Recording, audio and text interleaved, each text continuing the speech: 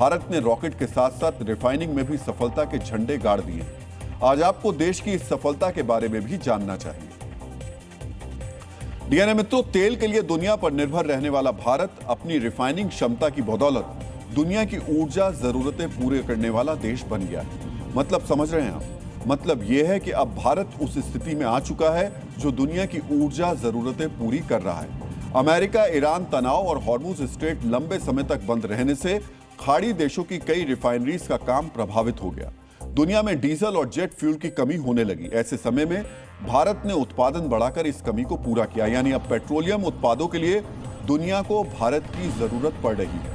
पहले दुनिया में डीजल और जेट फ्यूल की सप्लाई का फैसला खाड़ी देश करते थे। अभी संकट के समय भारत इतनी बड़ी मात्रा में ईंधन भेज रहा है कि कई देशों की नजर भारतीय रिफाइनरीज पर है। रूस जैसा बड़ा तेल उत्पादक भी भारत में रिफाइंड हुए तेल की डिमांड कर रहा है। इसीलिए भारत को ग्लोबल रिफाइनिंग मार्केट का स्विंग प्रोड्यूसर कहा जा रहा है। यानी ऐसा निर्माता जिसने दुनिया की जरूरत के वक्त प्रोडक्शन बढ़ाकर तेल की कमी नहीं होने दी। आज आपको समझना चाहिए युद्ध की वजह से दुनिया में ईंधन की कितनी कमी हो गई है। अमेरिका ईरान संघर्ष और हॉर्मुज स्ट्रेट बंद होने से दुनिया का करीब 1.4 करोड़ बैरल प्रतिदिन का तेल उत्पादन प्रभावित हो गया। ईरान के हमले से खाड़ी देशों की कई रिफाइनरीज क्षतिग्रस्त हो गईं, जिन्हें पूरी क्षमता से चलने में अभी भी 40 से 60 दिन लगेंगे। कतर की मेसाइट रिफाइनरी मार्च 2026 से कम क्षमता पर काम कर रही है। रूस की रिफाइनरीज पर यूक्रेन के ड्रोन हमलों से डीजल उत्पादन और निर्यात प्रभावित हुआ है। इसी वजह से दुनिया के तेल और ईंधन का भंडार 1 अरब बैरल से ज्यादा घट गया है। जब दुनिया में डीजल और जेट फ्यूल की कमी हुई, तब भारतीय रिफाइनरीज ने उत्पादन बढ़ाकर यह कमी पूरी की। जुलाई 2026 में भारत से 10 लाख मीट्रिक टन से ज्यादा जेट फ्यूल और 18 लाख मीट्रिक टन से ज्यादा डीजल निर्यात होने का अनुमान है। ये ईंधन मुख्य रूप से अफ्रीका और यूरोप भेजा जा रहा है। यानी भारत अफ्रीकी और यूरोपीय देशों के लिए संकट मोचक बन रहा है।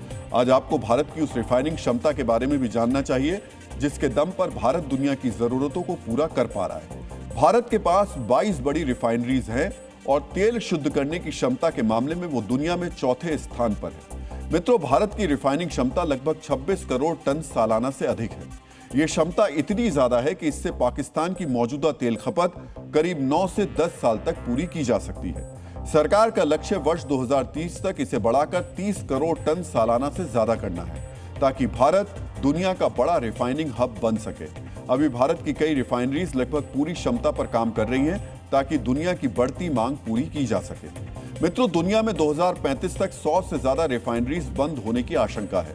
यानी कई देशों के तेल शुद्ध करने की क्षमता घटेगी। ऐसे समय में भारत अपनी रिफाइनिंग क्षमता बढ़ा रहा है। इसीलिए दुनिया को ईंधन की सप्लाई में भारत की भूमिका और बड़ी हो सकती है। सरकार का अनुमान है कि 2035 तक भारत रिफाइनिंग क्षमता के मामले में दुनिया में चौथे से दूसरे स्थान पर पहुंच सकता है।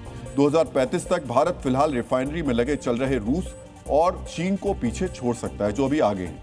यानी जब दुनिया अपनी रिफाइनिंग क्षमता घटा रही होगी, तब भारत उसे बढ़ाकर दुनिया का बड़ा ईंधन सप्लायर बनने की तैयारी कर रहा है।